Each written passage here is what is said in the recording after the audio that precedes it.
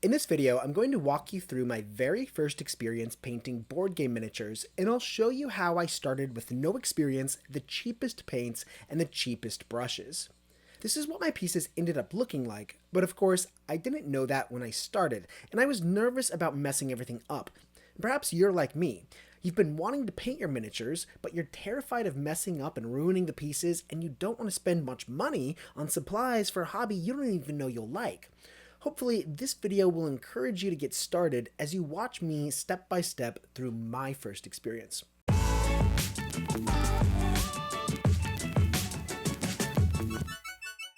To give credit where credit is due, I watched two valuable instructional videos.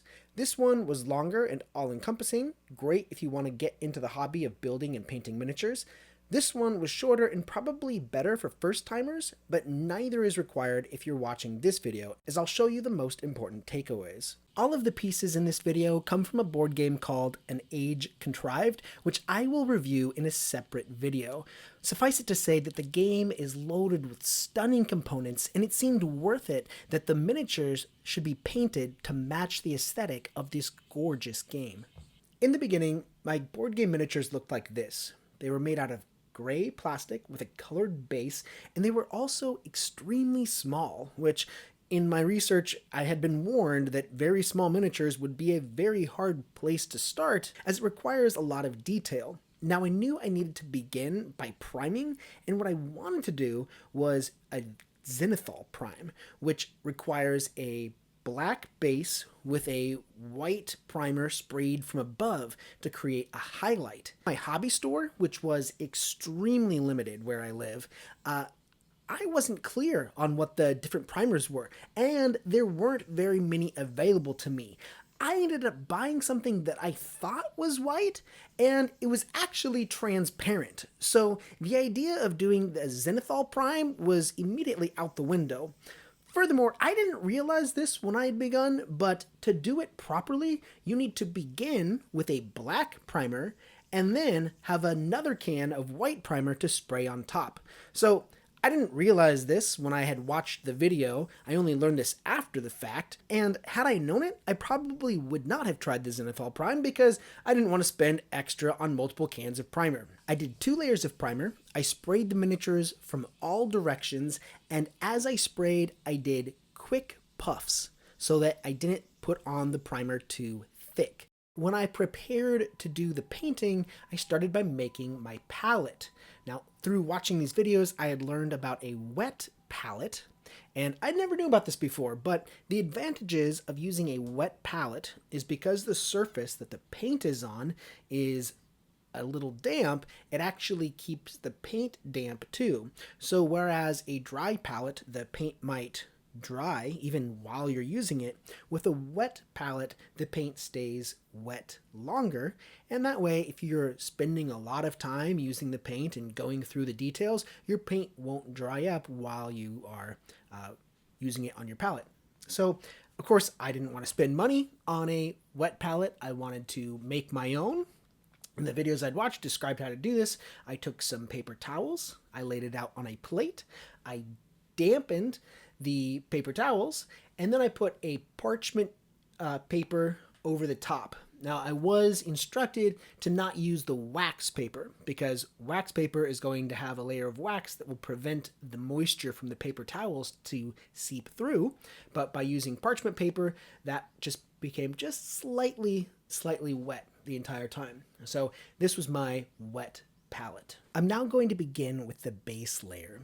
Now, ideally, what I wanted to do was the second method in the video from Squidmar Miniatures. This method required contrast paint being painted on top of a zenithal prime. In my case, I didn't have the primer, and I couldn't even find the contrast paint.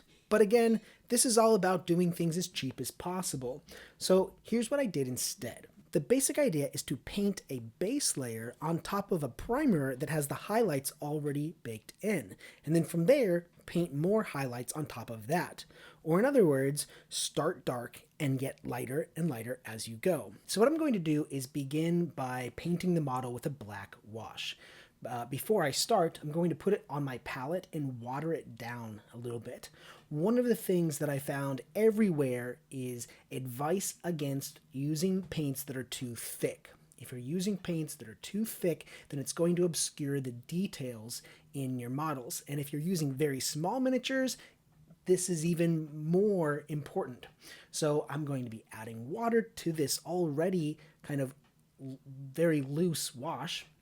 And when I paint it on the model, because I'm using a wash as opposed to just the acrylic paint, what it's going to do is it's going to settle into the deep spots on the miniature, and it's going to be a little lighter on the raised parts. And so that's going to kind of create a bit of a more shadowy effect as opposed to just painting it with black paint.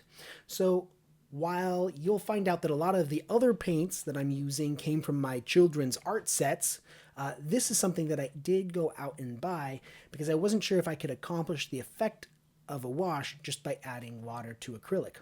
Maybe you can, but I decided to spend the $3 that it took to find this pretty cheap wash from the hobby shop. Speaking of my kids' art set, why don't I show you the supplies that I did buy? Now, I bought everything at a hobby store in an overseas American base in Japan.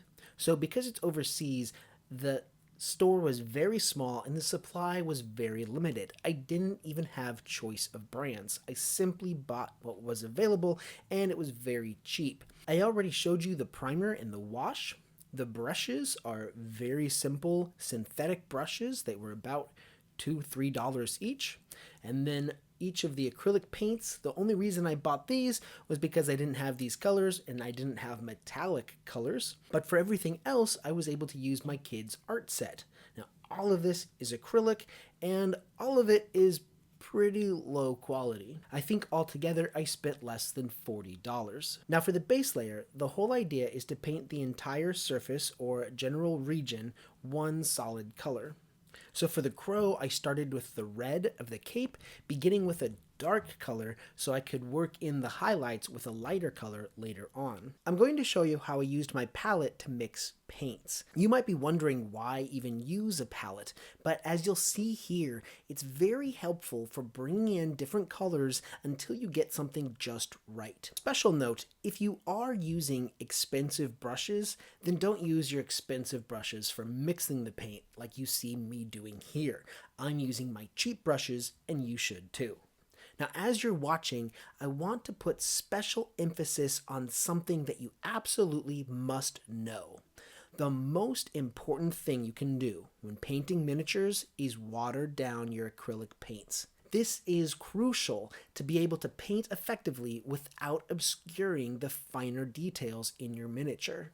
When you're painting, you're going to be able to see through the paint a little bit, and that's okay. If that happens, it's better to paint multiple thin layers than one thick layer. If at the end of this there was one thing that I was most displeased with, it's that sometimes my paint was too thick. It was always easier to paint when I had thinned the paint down with water. Now, I think different people are going to have different ways of helping you determine whether or not you've thinned your paint enough. For me, I added as much water as I could while still being able to control the paint. If at any time the paint started to drip or spread out like water does, then I would add a little bit more paint to it. And if the paint was coming off the brush too thick, I either removed paint from the brush or I added water back in. So altogether, for the crow, I did red for the cape and for the hat. I did a flesh color for the pages of the books that it carries, a brown for the staff it carries, yellow for the ropes around its neck and wrapped around the staff, and then multiple colors for the book bindings. I've got to say that without a white primer sprayed from above, I don't think simulating the zenithal prime was very effective with this type of material. I suppose if I had invested a little more or had found the contrast paints, maybe I could have accomplished the look that was achieved by the more professional YouTuber, in his video. With the wash, however, I did not paint the crow's feathers. I felt like I was able to accomplish the look that I wanted using just the wash. There was another convenient side effect of starting with the wash, and that is when I did the darker base colors, a little bit of the wash came through. Like the base color was a bit transparent, just enough that the paint didn't look even. And I liked that. It gave the shadows more of a realistic texture to them. So instead of doing 2 layers of the base color for the crow's cape, I ended up doing just 1. Now, I didn't do that with all of the models. With some of the lighter ones, I did do 2 layers of the base color, but I found that the 1 layer with the crow's cape was perfect. So moving into the highlights, this was really interesting because with the colors that I had, I started highlights just using the color right out of the tube. So I just used plain red. And as it went on to the model, it seemed too bright for me. And the thing that really surprised me was that whenever it dried looking darker than I expected when it was wet. So that was interesting, and I think I would recommend that if you are using colors that you try a little bit and let it dry to see what it looks like. Otherwise, if you're like me, you keep adding something to darken the paint, and then you find out that it's too dark, and you should have just kept it bright anyway. For the first layer of highlights, I used the color as it came right out of the tube. And then for the second layer of highlights, I would add a little bit of the lighter flesh color to my bright red to make it even a little bit lighter. And I did that for some of the edges at the very top of the cape. I'm really, really happy with how that turned out. But as for the ropes were so finely detailed that highlight hardly did anything because it was too difficult to distinguish between a shadowy part of the rope and a brighter part of the rope. So with my finest brush, I ended up just retracing the exact same lines, and I let the imperfections of the brush's bristles create the texture of the rope. But I think it's a helpful hint. You don't have to have absolute control of the paint. You can let the paint come off the brush in its own way and capitalize on that non-uniformity to make it look more realistic. One of the best pieces for highlights is the dragon, because the dragon has a round body. So to make sure that its form came through clearly, I started by painting it sort of an orangish color throughout, and then I just highlighted the peaks of its curves so that it kept these orangish edges, and that really gave depth to the dragon and helped distinguish the curves in its tail as they looped over itself. One of the things I wanted to try was the dry brush technique. I learned that it required a special type of brush, so I bought one just for this purpose. But as I was using it, I found it wasn't much better than just using a small brush, at least not with miniatures that are this size.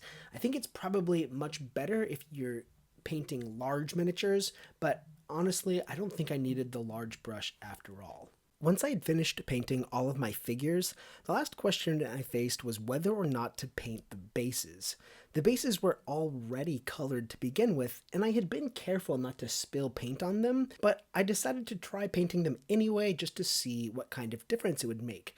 I'd also underutilized all of the silver and the gold that I had purchased, so I wanted to blend those into the base colors and see if I could get something a little bit more vibrant. I don't have a good video of applying the sealer, but putting the sealer on was very similar to applying the primer. I sprayed the miniatures from all angles using short puffs. You might be wondering whether or not it's worth it to use a sealer, and I would say that before the sealer was applied, the pieces felt a little tacky, almost like I could scrape the paint right off. But with the sealer, it gave the pieces a more permanent plastic feel that made it feel like the paint was really on there and wasn't going to come off easily. So even though it's an extra cost, I would not recommend cutting corners with this. I do recommend using an acrylic sealer.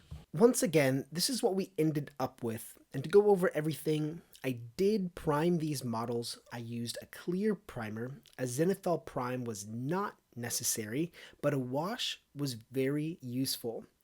It's okay to use basic paints and brushes, but it's very important that you water down your paints, as it's better to have multiple thin layers than one thick layer. You don't have to worry about having perfect control over your paint. You can let the brush add that bit of texture using its imperfections, and start dark and work your way towards lighter highlights. Now that's how I did it. I'm very interested to hear what some of you with more experience have to say and what additional tips you might give to people who are just starting out.